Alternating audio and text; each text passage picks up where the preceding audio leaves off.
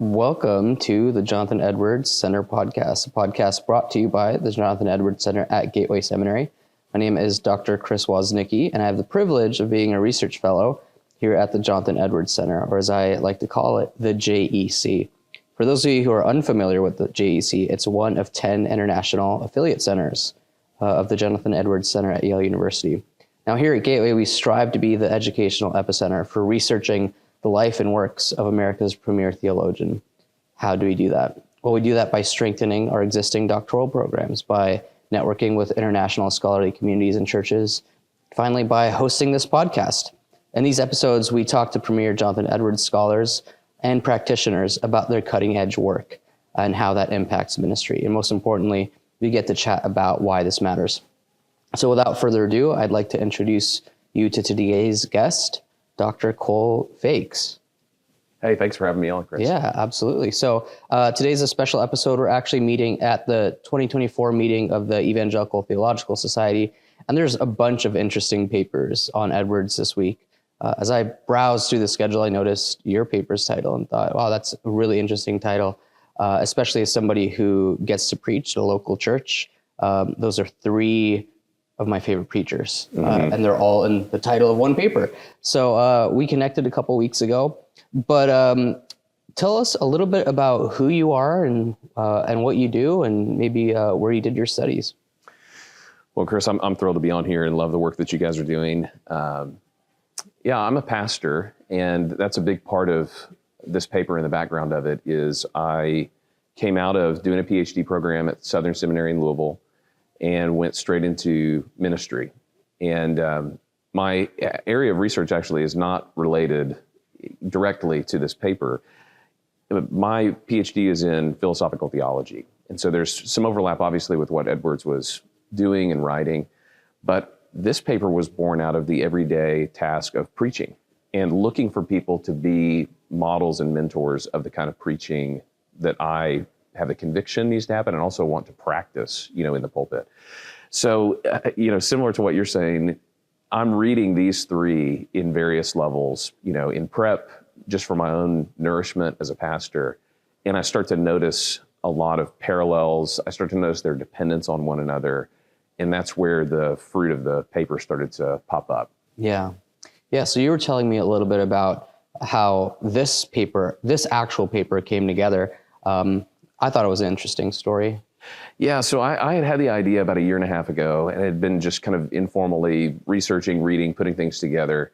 And last year at this conference, I was in a coffee shop meeting a buddy, and I saw a group of people talking about Jonathan Edwards.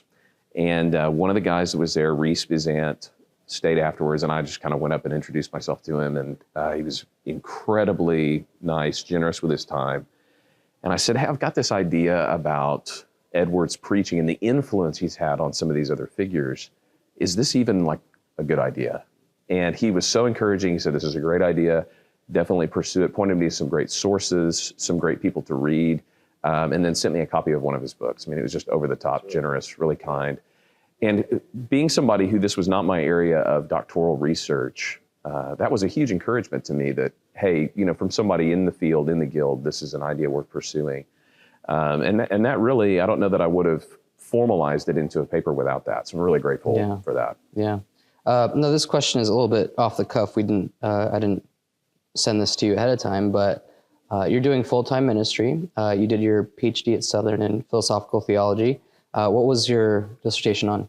My dissertation is on the intellectual virtue of phronesis in Paul's letters. So practical wisdom, prudence in Paul's letters. So if anything, my area really is kind of the contemporary background of Paul's letters and the New Testament itself. Of course, virtue, as we may get into here in a little bit, virtue is a perennial topic throughout all of church history. Certainly, Edwards has a lot to say on virtue. It's different than the area I did my PhD in, for sure, but that's a connection. But really, it ended up being an exegetical paper of how does Paul think that Christians are different epistemologically than non-Christians. And the question that really, the research question that got me going on that paper was reading the Greek of Romans. You start to pick up on some themes that you don't necessarily think about when you think of Rome. Of course, you think of justification by faith. Right. Of course, you think of the law and sin and faith and Abraham and all these big themes.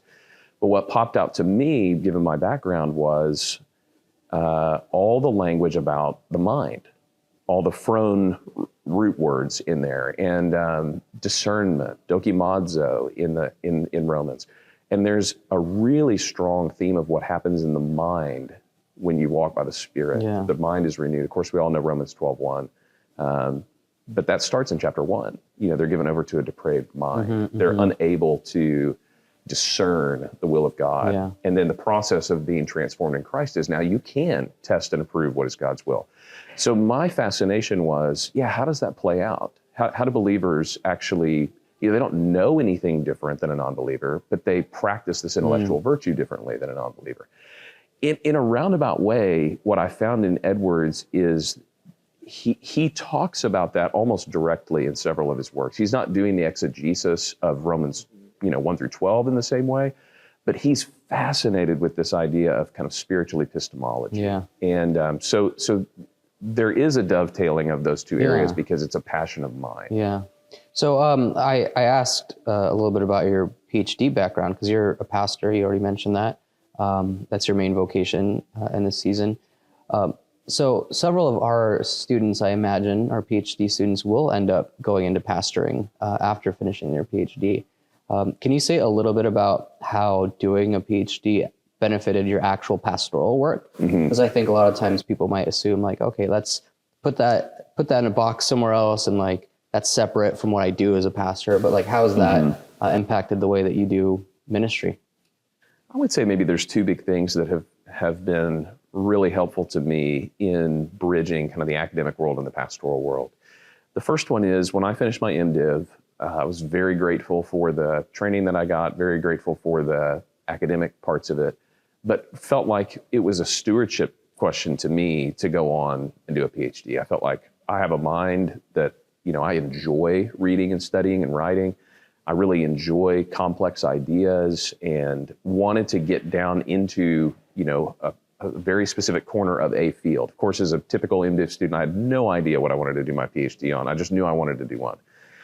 And to me, that was a stewardship of my own mind, my own discipleship, loving God with my mind, required, whether it was a formal PhD program or something else, continued intense academic study to develop my own thinking. That's been hugely helpful because now I think I approach things in ministry with that training as a background, whether that's sermon prep, discipleship, even just sitting down and answering questions with somebody who's struggling. That all plays into that. Having the training, having your mind, the muscle memory that you gain in a PhD program for how you think about things is really important in pastoral ministry. And that's provided a nice outlet too. I love to have a paper going, an adjunct course that I'm teaching, something that's in the more academic side of the field at all times. And it's a great balance for my life. Yeah. The second thing though, and this is where this paper gets really interesting, is, I'm writing about preaching to the heart, which we think is much more pastoral, partially because we divide up the mind and the heart and the soul and all this in a way that probably isn't all that biblical. But all three of these people I'm looking at are towering intellectual figures. Of course, Edwards is maybe the premier mind that America has ever produced. Lloyd Jones and Keller are no slouches, even compared to Edwards. These were extremely smart, well-trained, well-read men. And it takes an element of that, I think, to preach to the heart well. And so one of the points that emerges in all of their preaching is you do want to reach the heart, you want to reach the affections, but it takes a very capable mind to do that. This is not just telling emotional stories and getting people captivated. Really plumbing the depths of what the text is doing, presenting it to people in a way that's spiritually real, takes a lot of work intellectually to do. And so for me, I've seen that in my own preaching and in my own ministry, is my background and the training I received, the reading that I've done, all actually helps me on the practical level, not just on the intellectual level, on the practical level of helping people to follow Christ and be his disciples. So let's jump into your paper. The title of your paper that you're presenting this week is Preaching for Renewal, Edwards, Lloyd Jones, and Keller. So before we even get into the actual content of what you say about them, tell us a little bit about how these three men are connected. There's a little story there. Yeah. Even before that, for those who don't know who Lloyd Jones or Keller are, I'm assuming people know who Edwards are if they're listening to this podcast. Sure. But why should we care about their This preaching? is a fascinating thread. This was one of the things that really intrigued me first. The first mention I came across that links these guys is in Tim Keller's book, Center Church. And we have summer residency program, pastoral residency at our church. And I was taking one of our residents through Center Church, which is Tim Keller's manual, if you will, on church, renewal movements and all that. And in the Dynamics of Renewal section of that book, there's a portion on preaching. And I'd read the book before and probably just skipped over this part, but it just blew me away when I read Keller quoting Lloyd Jones, quoting Edwards on the importance of preaching to the heart. And I said, okay, how do these guys know each other? Yeah. So I start pulling that thread, and actually it's a fascinating little story of what happened. So, of course, if you're thinking about the timeline of these three, you have Edwards in the 18th century. You have Lloyd Jones. He's born in 1899. He lives to 1981, so spanning a lot of the 20th century. And then, a younger person in the 20th century, you have Keller, who died last year. And what had happened was, of course, Edwards is a towering figure in his own day. He's still a towering figure, but there was a lull in Edwards in the middle of the 20th century. So Martin Lloyd Jones, who at this point is just entering ministry in Wales, is doing some studying. He'd been a doctor. Maybe I'll get into his backstory a little bit. Medical doctor. He was a medical doctor, and actually one of the great up-and-coming doctors in Britain at the time. He's studying at the greatest hospital in London, St. Bart's. He's studying with the king's own physician, so the physician of Queen Elizabeth's grandfather, Lord Horder, and he is an incredibly bright mind that feels the call to go into full-time ministry. So he's studying and reading in 1927, and he gets a book from a friend that's just a compendium of philosophy, printed in the U.S. in 1911. And there's a section in there on American theologians, and Jonathan Edwards is mentioned in there. It's the first time he's ever heard of him. So he asks this friend who had given him the book, I need to know more about this Jonathan Edwards guy. And like so many of us who have loaned books that we haven't read all the way through, this guy says, well, I've never even heard of Jonathan Edwards. So he's looking for 2 years for somebody to give him some information on this Jonathan Edwards. And he's waiting for a train in Cardiff 2 years later in 1929, and he wanders into this used bookstore. He's looking around in the bookstore, and on the bottom shelf, kind of the dusty bottom shelf, he sees this 2-volume set that catches his eye. He bends down and pulls them out, and it's the 1834 edition of Jonathan Edwards' works, printed by Henry Rogers. And he's astonished. He pays next to nothing for them. Yeah. And 50 years later, when he's given a talk on Edwards' influence on his own life, he says, there's nobody. This blew me away. Because you think Lloyd Jones, great British preacher, Welsh background, revivalist background, known for reviving a lot of the study of the Puritans through the banner of truth. So I was surprised to read in this lecture, he says, I hate to say it, but actually, if I think about the number one influence on my life and preaching, my ministry, it would have to be Jonathan Edwards. He says something like the Puritans, if you consider the Puritans to be the Alps and Calvin and Luther to be the Himalayas, Edwards is Mount Everest. Oh, wow. I couldn't believe that when I read that, just because I was aware of Lloyd Jones. I'd read several of his sermon sets and books, but I didn't know about this dependence on Edwards. And the happenstance, of course, nothing's happenstance. The providence of God to intersect Lloyd Jones in this bookshop and pull these 2 volumes out. Of course, so he finds these in 1929, and it's about 40 years later that Banner of Truth reprints this set. In fact, it's the same edition. It's a facsimile set of Rogers' edition of Edwards, which is now one of their best-selling products at Banner of Truth. So he, along with many others, it's kind of an amazing story how Edwards gets revived during this period, but Lloyd Jones is a huge part of that. So in his preaching, in his thinking, he's really influenced by Edwards. And he gives this lecture in 1976. He gives a lecture at the Puritan Westminster Conference on Edwards. And it's in that lecture that he talks about what he learned from Edwards, primarily how to make the truth real, spiritually real. And in Center Church, Keller quotes that passage. So he's talking about the influence of Edwards, talks about the influence of Lloyd Jones, and then he quotes this section. Lloyd Jones summarized Edwards perfectly when he said, You can't just make you can't just make the truth clear. You've got to make the truth real. And I thought that from an intellectual standpoint, from a pastoral standpoint, from a homiletic standpoint, that's what I'm after. Yeah. I've got to explore this thread between these three. Yeah. And, and Edwards was a huge influence on Keller in his own right, not just through Lloyd Jones. Keller said in an address at Westminster Seminary in 2001 that any success he had in preaching was due to Edwards' influence, which I just thought, again, was just astonishing. That here you have this chain of really prominent preachers, maybe the prominent preacher of their day, who are all dependent, on the people before them. I thought just historically, that's a fascinating thing. That is so interesting. So you mentioned Lloyd Jones saying that for Edwards, sort of the heart of preaching was making this truth real. We haven't talked too much this season on the podcast about Edwards' preaching, but how did Edwards understand the task of preaching, and how does this come through in some of his sermons? For example, you mentioned divine and supernatural light. Yeah.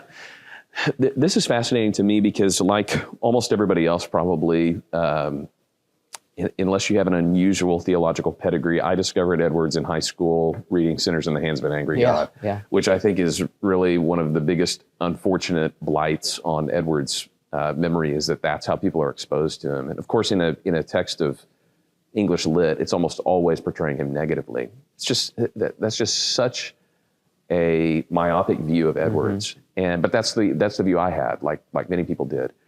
But when you start to read his other sermons, and to an extent, I think we could be okay with rehabilitating that sermon. I don't think that sermon is all that people say it is.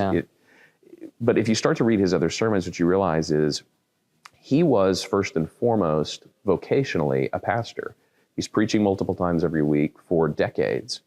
And in fact, if you read Wilson Kimnock's introduction to the sermons in the Yale Works of Jonathan Edwards, I love what he says. He says, only in the sermons are the many diverse aspects of his thought and life synthesized and artistically harmonized in works of literary art. That is what you find in the sermons, is you actually find Edwards at the peak of all of his powers in his sermons. Of course, his philosophical treatises are marvelous. Of course, his theology is wonderful. His maybe the other thing he's known most for are his resolutions, and those are inspiring from a life and leadership standpoint. But it's his sermons that give you the full Edwards, his mind, his heart, his literary talents, his love for his people. One of the things that kind of astonished me when I got further into this is how much he adapted between the time he's in Northampton and the time he's in Stockbridge. So you think you've got this towering genius who's not known for his delivery necessarily in his sermons. He's kind of reading these manuscripts, but he's changing these sermons towards his audience because he understands that preaching is not first and foremost about his own theological output. It's to reach the heart of the hearers.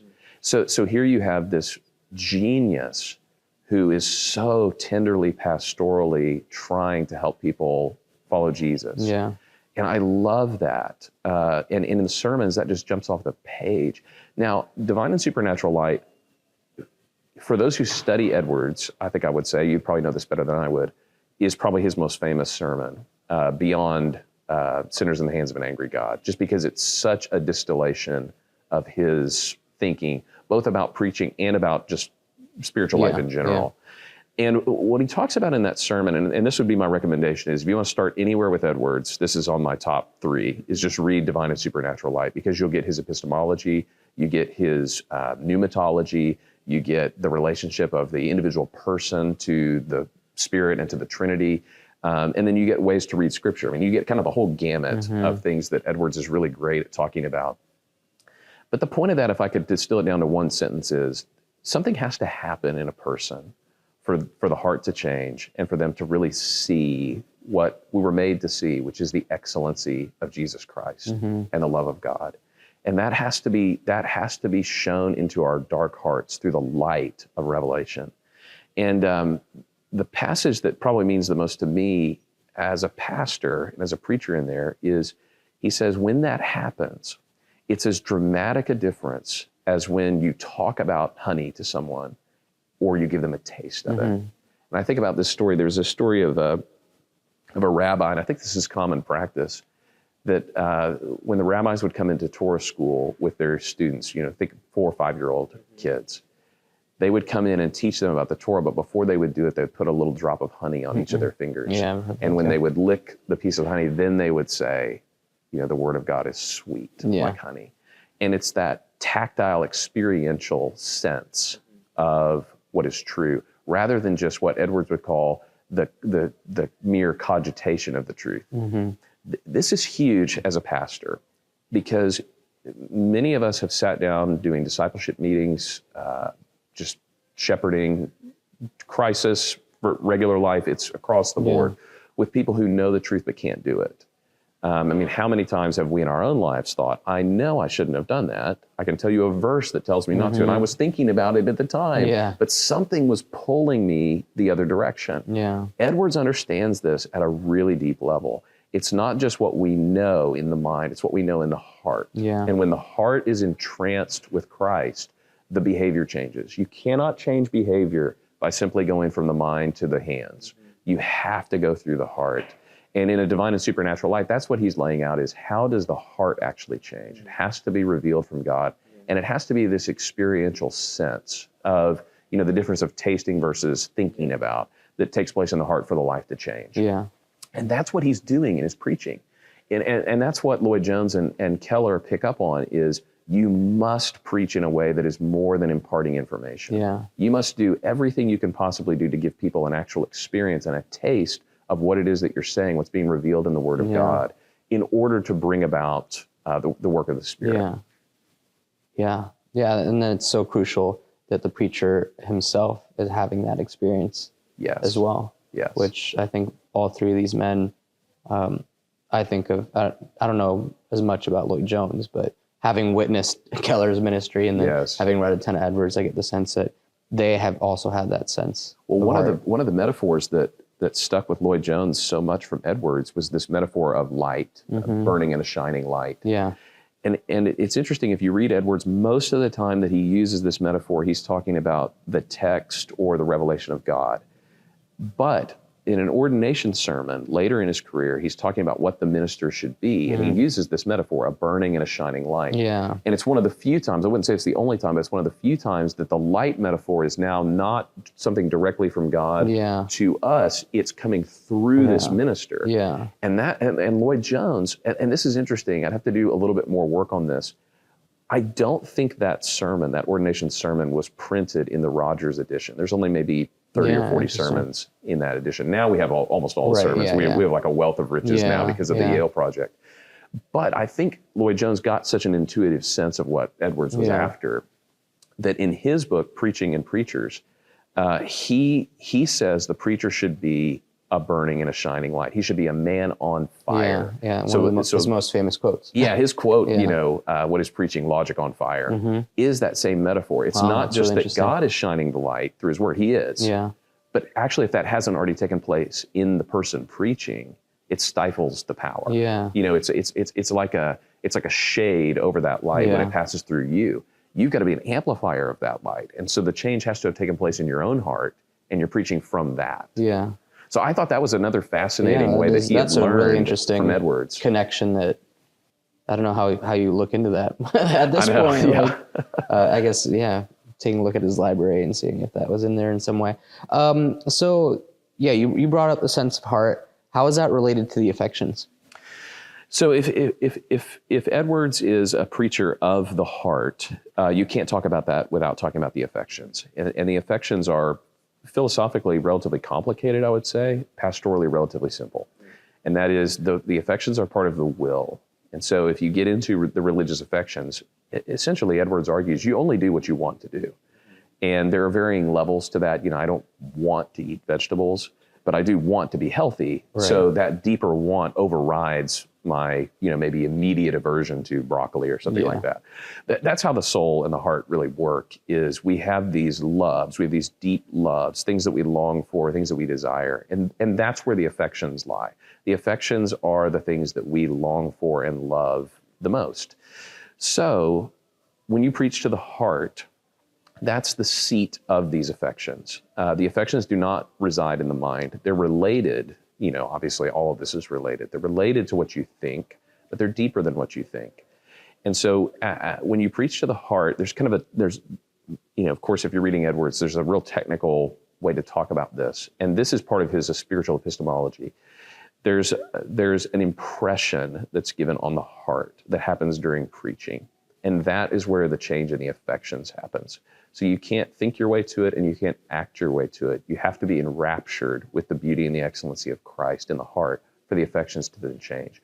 I would actually say there's not a direct connection between these, but I would actually say a really good interpretation of this would be some of James K. Smith's work. His popular version of his book, Desiring the Kingdom, is called You Are What You Love. Mm-hmm. And he's an Augustinian, and so was Edwards. Yeah. And they're both getting at this point of the driver, the motor. In fact, I think Edwards calls it the springs of human action are the loves, the desires, the affections.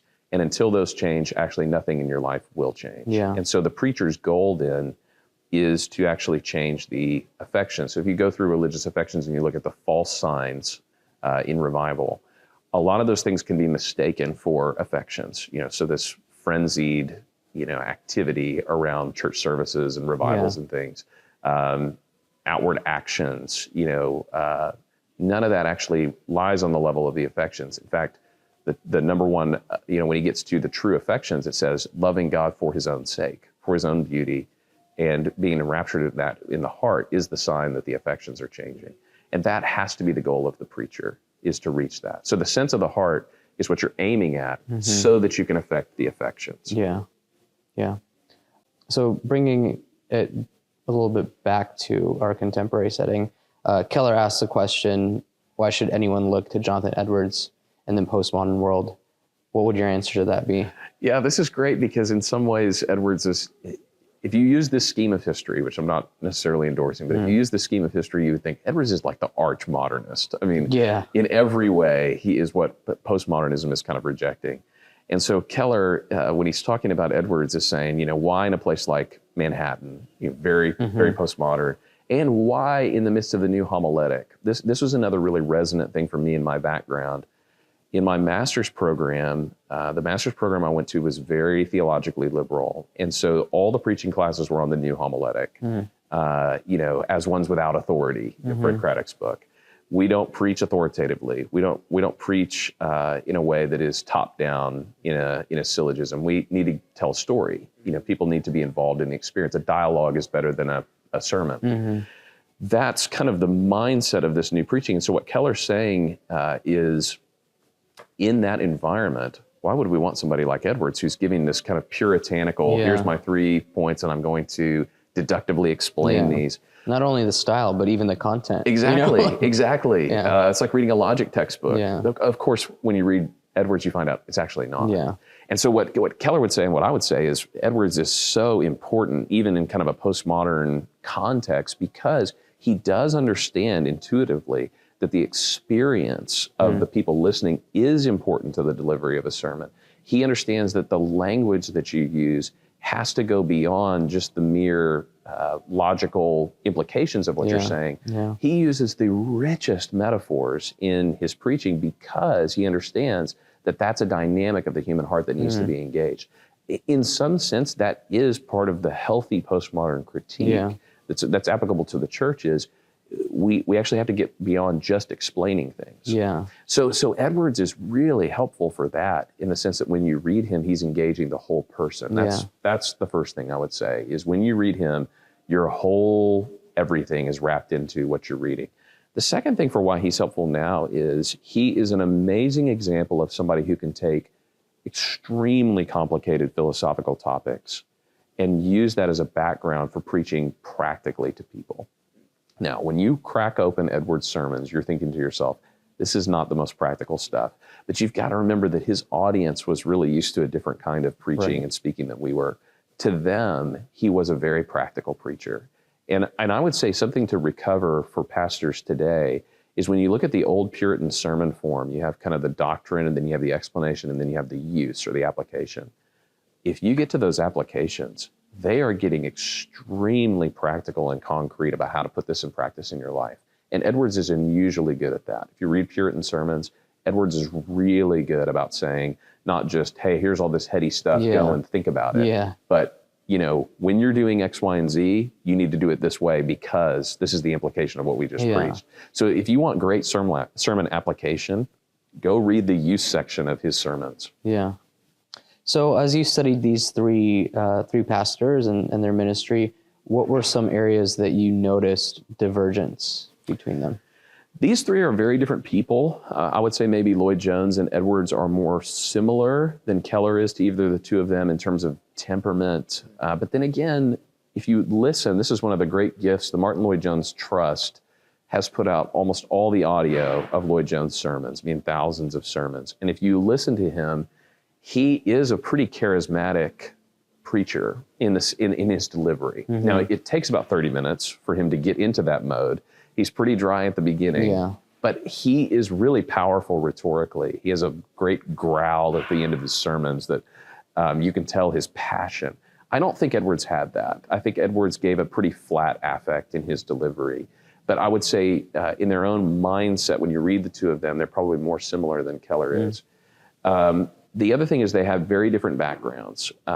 Edwards, of course, living through the Great Awakening, is a great authority on revival. But it's a revival in the Whitefield kind of sense, coming off of the Puritan era. Lloyd Jones, of course, is attracted to the Puritans. He's a great scholar of the Puritans, but his background is the revivals that he lived through as a child in Wales and in his first pastorate.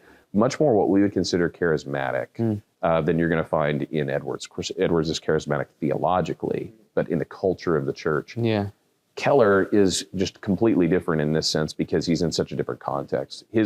It's almost unfair, I think, even to take Keller's own word for it, that Edwards is the biggest influence on his preaching because his sources are so wide. I mean, just one of the most well-read people. You're going to get, a million different voices in Keller's own sermons. He's going to be quoting plays and writers and movies and things like that that you would never see in Edwards or Lloyd Jones. They're just going to basically be in the text.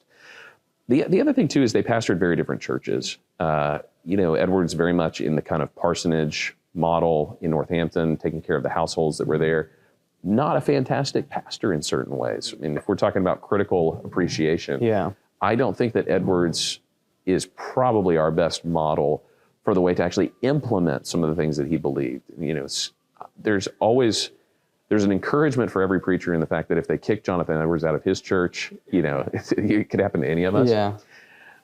Some of that, he was right, but in the wrong way, in trying to ram down what I would say is a correct vision of statement of belief and conversion. Probably didn't handle it all that well pastorally. Lloyd Jones seemed to have had a much lighter touch with people than Edwards did. Keller, again, in Colin Hansen's new book, fantastic book on Keller, you'll see that he was kind of a people pleaser in ways, struggled with that. So temperamentally, huge difference. Churches are different. All of them had big churches. Keller's probably the biggest, but all engage with the major minds of their time, but just three very different men. So what are your thoughts on how Keller uses, you said he quotes books and movies and he makes all these references. How does that fit into the philosophy of what he's actually trying to do with the heart? This is people could say like, he's just like fluffing up a sermon by like adding an illustration or referring to a movie. But like, how does that, it's very purposeful. And what you've written on makes sense of what that purpose is. That's right. This is actually a passion of mine in preaching is why do you illustrate things? I think in a lot of preaching, we illustrate for clarity. So I have a topic that's difficult to understand, and I give an illustration that helps somebody understand the concept. You're not going to find that very often in Edwards or Lloyd Jones or Keller. They typically don't illustrate for explanation. They illustrate for the sense of the heart that we've been talking about. So what Keller's trying to do by engaging all these various media types and different things is he's trying to get to the desire in the person who's listening that matches what's being said in God's word and almost borrowing that sense or that emotion or that affection and then helping them to see that it's fulfilled in the text itself. So if you listen to Keller or if you read his writing, he almost always illustrates for the sense on the heart. So you'll see him talk about a play or something like that. Yeah. And the reason he's doing that is not to just prove his cultural bona fides. It's to say, all of you resonate with this. Yeah. But let me show you the true and better version of that we're talking about here in the text. Yeah. And I'm convinced by this. I think in the paper I talk about, Lloyd Jones' major takeaway from Edwards, the way I read him, is to make the text real, spiritually real. Lloyd Jones and Keller both talk about this, that the reason that people's lives don't change is because they actually don't believe that what they read in the Bible is real. Yeah. They might believe it's true, right, but they don't believe it's real. Keller has a great example of this. You're preaching and you have a young woman in the congregation who's just been broken up with. I love that one. Yeah. And you preach about God's comfort, and it makes no difference in her life because the feeling of abandonment, oh, nobody's ever going to love me, I'm not going to get married, all of those thoughts are much more real than the thought, God will comfort me, God will bring me into his promises and plans. So as the preacher, you've got to make what God says the ultimate reality. Of course, it is ultimate reality, but you got to bring that to bear on the people listening. They all illustrate toward that end. So Lloyd Jones says you got to make the truth real. Pick illustrations then that help to convey that sense of reality. If you can grip somebody by what they feel is real, the realest thing, and then show them that that's what's being talked about in your text, that's the point of a great illustration. Yeah. Same with Keller. Keller definitely picks up on that point. He talks about it all the time. He'll even talk about it in the sermons. So this isn't just something that's wrapped in the background. He'll say things like, the reason your life isn't changing is because this isn't real to you. Yeah. I didn't put this in the paper, but I was doing a study trying to find where all three of them are preaching on the same text, and you can see the development. And that's hard to do, but you can definitely see it between Lloyd Jones and Keller. Yeah. In John 17, Lloyd Jones has like 45 sermons on John 17. Keller preached on it 16 times. I mean, there's something about that passage that was really important to both of them. And of course, it was very important to the Puritans. I mean, you get Jeremiah Burroughs preached like 175 sermons just on, it's like this whole biblical theology from John 17. And in both of the way that they treat those, they bring up this concept. So Lloyd Jones in the first 5 verses talks about the glory that Jesus prays for.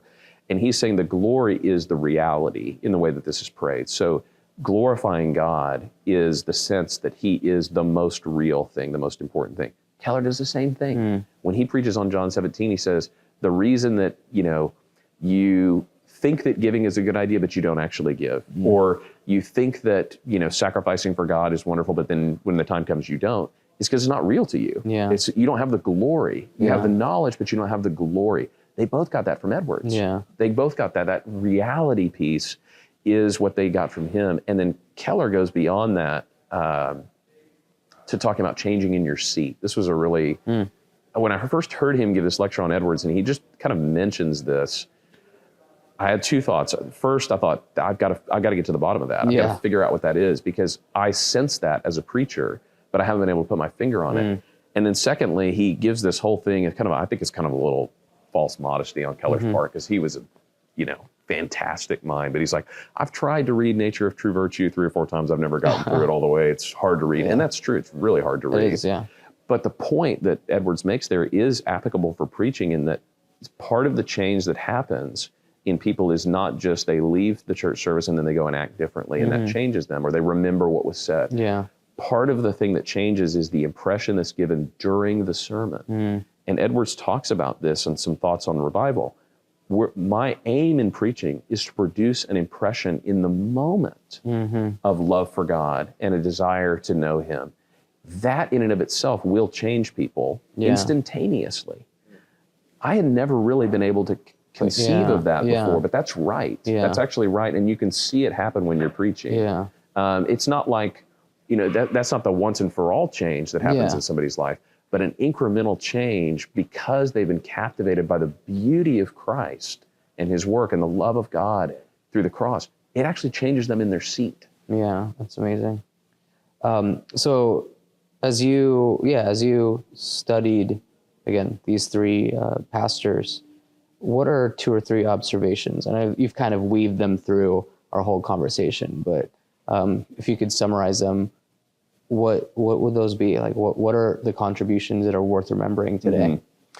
On this specific topic of preaching, I think the biggest contribution is this thread of development that runs through them. Edwards gives us the mechanics of what is supposed to be happening in preaching, aiming at the sense of the heart, trying to reach the affections, knowing that that's the way people change, and then wrapping the sermon around that fundamental conviction. So all of what I'm trying to do in a sermon, if I'm trying to inform, if I'm trying to intrigue, if I'm trying to surprise, all that is leveraged on the fact that I'm trying to reach the heart.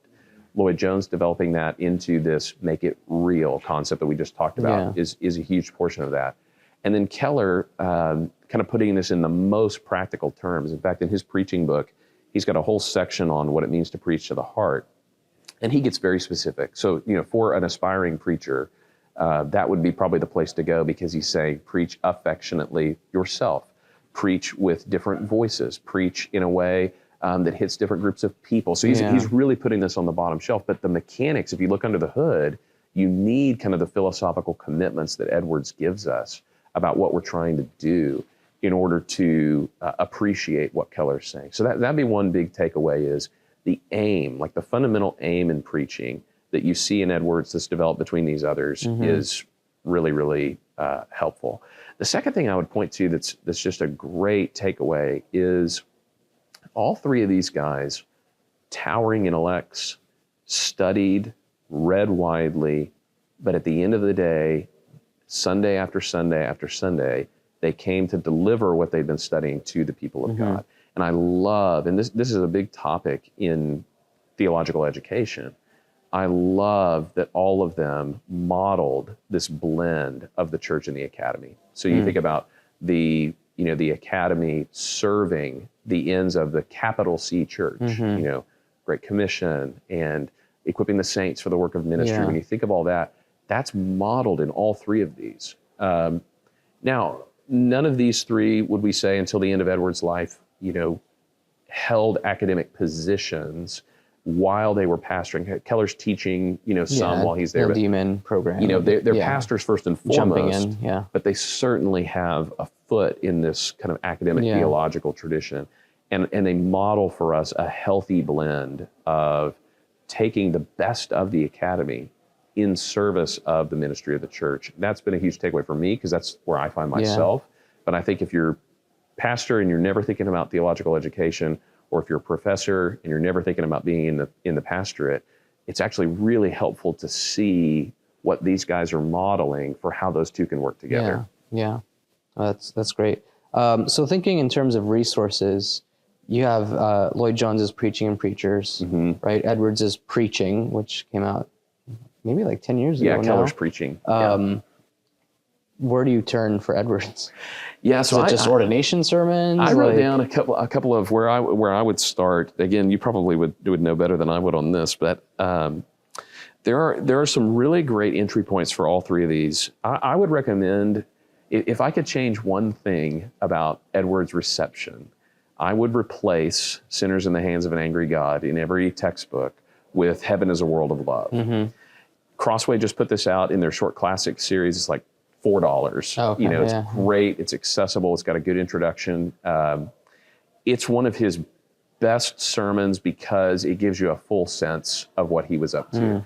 So I would start there with Edwards. It's 50 pages, maybe, in a little bitty book. You can read it in half an hour. Heaven is a World of Love. Divine and Supernatural Light is the starting place for a reason. I mean, this is one of those, it's a cliche, but for good reason. And I would say if you want to get into the life of Edwards and see why he's still relevant, of course, George Marsden's biography is great, but it's like 600 pages. It's fantastic. It's a long read. But he just put out a new book, and it's called An Infinite Fountain of Light, kind of reflecting on a whole career of studying Edwards. And the great thing about that is those chapters are phenomenal. You get a chapter on Edwards' love for science and Ben Franklin and the context that he was in and his contributions, but he also reprints A Divine and Supernatural Light in that book. So if you buy that, you get the best of both worlds. You get probably one of the best biographers of Edwards talking about him, and then you get the best of Edwards there. The other thing I'd mention, if you want to go a little bit deeper, for my money, one of the best ways to see Edwards at the peak of his preaching powers is to read The Excellency of Christ, which is a sermon on Revelation 5. It's a series of sermons. It's pretty long, but you see him talking about the diverse excellencies that meet in Christ. It's fantastic theologically, it's fantastic exegetically, and it's fantastic homiletically. It's really a great combo. For Lloyd Jones, the MLJ Trust app has the audio of almost all of his sermons. I would start with spiritual depression for Lloyd Jones because I think it captures something that Lloyd Jones is uniquely good at, which is kind of the diagnostic way of preaching, kind of explaining a problem better than you can that you have, and then showing you the solution. His John 17 sermons are wonderful. Crossway printed those called The Assurance of Our Salvation. It's previously 4 sets of sermons on John 17, all in one volume. And then, of course, Keller is easy to access. Colin Hansen's new book on him is great, kind of intellectual biography. Prodigal God is one of his big signature impacts. But I would say if you want to listen to Keller and see some of his best sermons, he used to do these series called The Gospel According to. A lot of times they're in the Old Testament, Gospel According to Moses, Gospel According to Abraham, where he's taking Old Testament narratives, sometimes prophetic texts, and doing his whole redemptive historical method on those. They're really, really great sermons. I guess I want to mention one more thing. And I went to Yale to see the Edwards collection. And I was really interested. You can get a sense if you read the works of Jonathan Edwards on what his sermons were like. But really, you need to look at pictures. You need to kind of hold them in your hands. Edwards, I don't think we appreciate how much Edwards had to sacrifice and work to preach and produce what he produced. When you sit there and they bring those boxes out and you start to look at those sermons, he has cut pieces of paper and stitched them together into these little pamphlets. They're like little booklets of his sermons. And then he's written meticulously in this tiny handwriting. And what was really fascinating was the later you go in the sermon manuscripts, the worse the paper gets. So especially once he leaves Northampton, he's using pieces of books. He's using letters that people have written that just have some blank space. I mean, we take it for granted that you can just open up your computer and type out a manuscript. He had to use anything and everything to write down his sermons, and it was that important to him. The second thing is you see his handwriting gets way worse as it goes on in time. His health was not great. The light was not great. His eyes probably deteriorated. I'd love for a doctor to look at these and say, do we have some kind of like eye degenerative thing going on? Handwriting gets worse. They get a little bit more sparse. But even in the later manuscripts of his sermons, you see his dedication to sit down every week, stitch together his little pamphlet of paper, and write down his explanation of God's word to people. And that, sitting there holding those, was so powerful to me on the importance of preaching. America's greatest philosopher, whatever we want to call him, week after week after week, handwriting sermons for the people of God. That blew me away. Well, thanks so much for sharing all of this. Did you present your paper yet? Mine is Friday afternoon. Okay. Prime Friday afternoon spot. Love that. So I usually give people opportunity to sort of share what else they're doing. If there's any way people want to keep up with the stuff you're doing, or know more about your ministry, or is there? So I'm the pastor of Carlton Landing Community Church. You can find all my sermons and things in our church at carltonlanding.church. Of course, you can follow me on Twitter, Instagram, Cole Fakes. I also run a ministry called So We Speak. And the goal of So We Speak is to keep people informed without being conformed. We do blogs, we do a podcast. You can listen to our podcast called the So We Speak podcast. And we did a 3-part series on the Great Awakening, looking at the history of Edwards. And the 3 we picked were Edwards, Whitefield, and Wesley, talking about their influence, their preaching, their lives, their stories. So you can listen to that or read up on it. We also put out a little bibliography on that if you want to dive deeper. And so, you can search Cole Fakes or So We Speak and find all the stuff I'm doing and keep up that way.